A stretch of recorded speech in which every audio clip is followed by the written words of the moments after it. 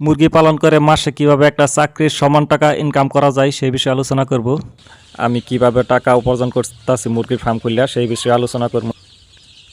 তো ভিডিওটা প্রথম থেকে শেষ পর্যন্ত দেখবেন। বর্তমানে আমি 1500 মুরগি পালন করতেছি। এখানে আছে 1000 আর এখানে রাখছি আপনার 500 মুরগি। এটা ব্ল্যাক রুম।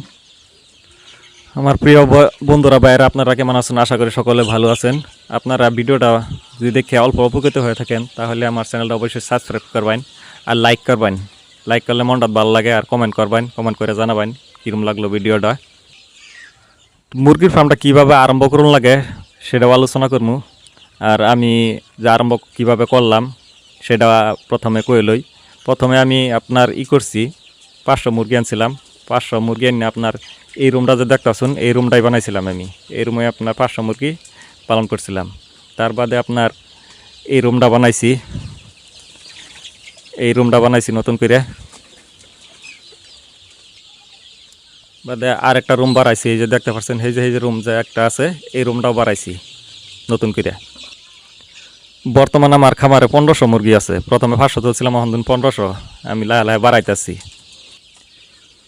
তো মুরগির খামার চালানো এত কষ্ট না, মুরগির ফার্ম চালাইতেছি যে আপনার এত কষ্ট হইতেছে না।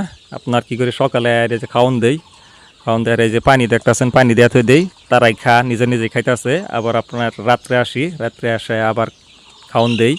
এইভাবে চলতেছে মুরগির ফার্ম। এত কষ্ট আর কিছুই নেই।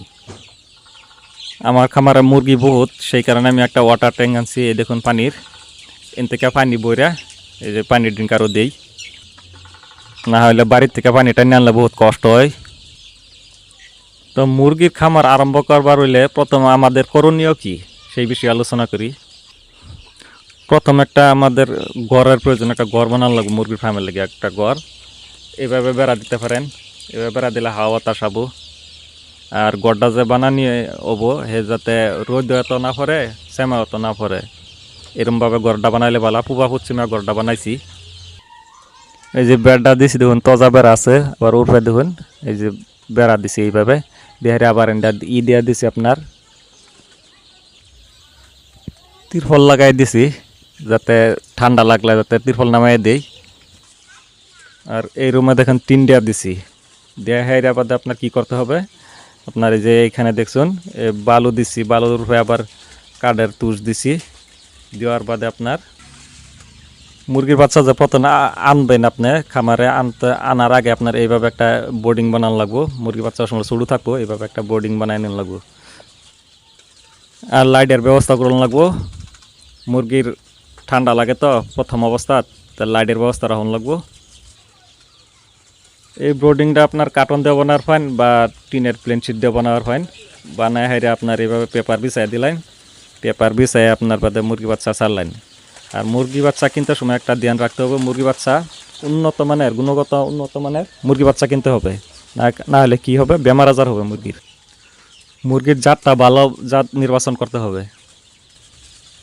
এই যে এখানে দেখতে পাচ্ছেন শুধু একটা বেড দিছি। মুরগি বাচ্চাটি অল্প বেমার হয়েছে, এই কারণে এক সাইড করে আপনার করছি, বেলেগ করে হাইরা মেডিসিন খাওয়াইতেছি, ওষুধ।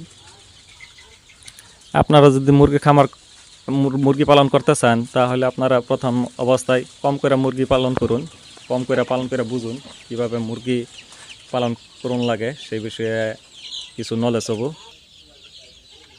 প্রথম অবস্থায় আপনার বেশি করে মুরগি তুলুন না, যে বেশি করে মুরগি পালন করতে পারতেন না। প্রথম অবস্থায় কম করে মুরগি পালন করুন। আসলে তো মুরগি পালন করা এত কষ্টর কাজ না, কিন্তু আমি মুরগি পালন করে আমার সব কাম কাজ করতেছি। আমি 2 টাইম মাত্র আসি আমার খামারে। তো প্রিয় ভাইয়েরা বন্ধুরা, আপনারা আমার ভিডিওটা দেখলে অল্প লাইক করবেন দেখে হাইরা, আর চ্যানেলটা সাবস্ক্রাইব করবেন, আর কমেন্ট করে জানাবেন ভিডিওটা কীরকম লাগলো।